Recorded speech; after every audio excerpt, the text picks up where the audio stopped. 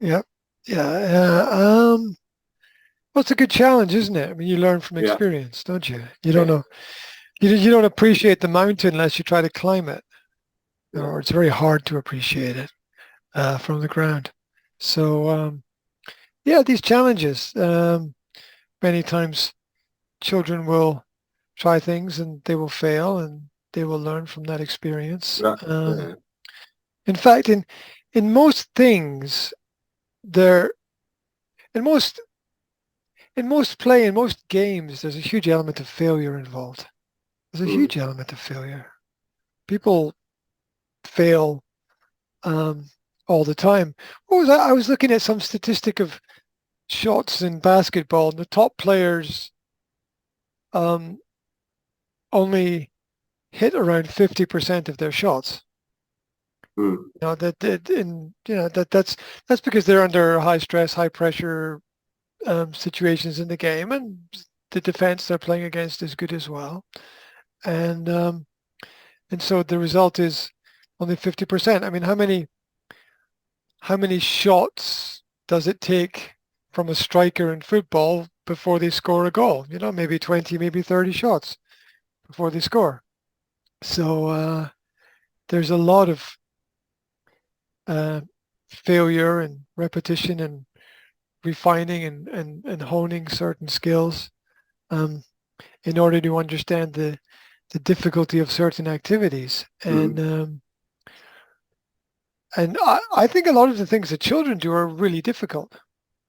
They're really difficult for adults to do. I mean, children get it right. Children climb trees a lot. Yeah, Adults don't. Why don't adults climb trees? Because it's difficult. Yeah, because you need to have energy. You need to be strong. You need to be agile. You need to be flexible. You need to not have a fear of heights. Um, well, that rules out 95% of adults, right? They just won't be able to do it. So, and then, but children fall a lot as well, and they hurt themselves, and they get up, and they're okay, and they continue on the activities, and and there's a lot to be learned from that. Without sport, it's difficult for a lot of young people, not all young people, but for a lot of young people to understand pain, and pain is one of those elements of life that is a sort of constant for everybody to experience. And you can't learn really to manage pain unless you have a lot of experience with sports, because sport is something that it teaches us hundreds of other things as well. Um, Teamwork, um, the importance of practice and preparation, um, organization, sticking to your role and your task.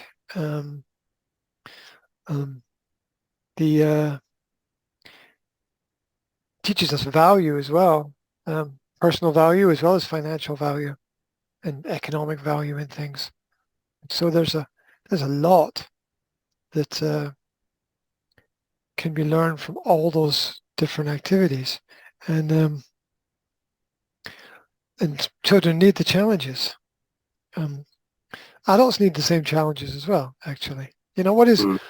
why do companies send their employees on team building exercises on team building weekends?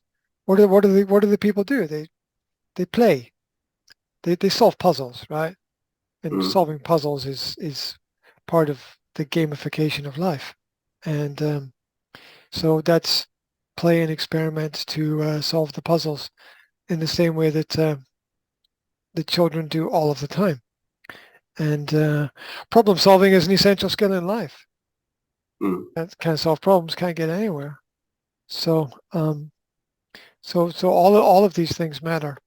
You don't want a child to overly experience failure to the point where they give up, but so you want them to have some level of success, but without some element of challenge, there is no element of progress. And this is understood in education through reward systems. It's okay. You did something difficult. Here's a reward for doing something difficult, and same in sports as well. And people enjoy the rewards, and then they get back to doing the hard work of everything again. And you don't want. You also don't want people to use work as an escapism from reality, so that they don't get anything done sort of personally as well.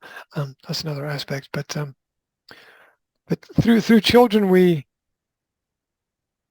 can understand a lot more about what is truly important, and the children should be challenged. And you never know when they're going to be successful and what they're going to be successful at. Mm. It's always an open question. I did leave all the food on the kitchen table and see what the kids do. Do they make a sandwich? Do they cook something? Child is hungry. You give them a pot. You give them some rice, and you say, "Okay, cook some rice." It's not exactly a difficult activity, Anybody can do it. And so when you give children these activities, they get an opportunity to show how good they are, and shine. And children always want to impress their parents as well.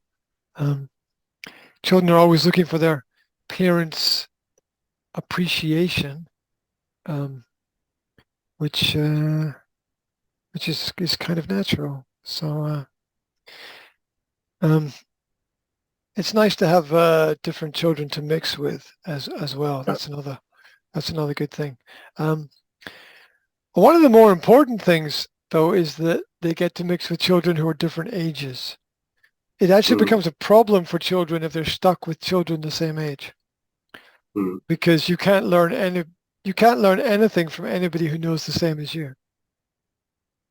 If you spend most of your time with somebody or a group of people who know the same things that you know, you don't learn anything at all. And that's a danger that school doesn't deal with, and parents need to solve that problem themselves, getting children to mix with as many children of as many different ages as possible. Because surprise, surprise, that's what the real world is like. And once you finish school, you suddenly get thrown out into a world of everything, everywhere, being different and mixed. And you can't prepare too much for that. You need to be constantly prepared for that in life, and not be afraid to be able to approach anyone in any area at any time for any reason that is important to you. And school doesn't teach that, unfortunately. That's the job of parents, right?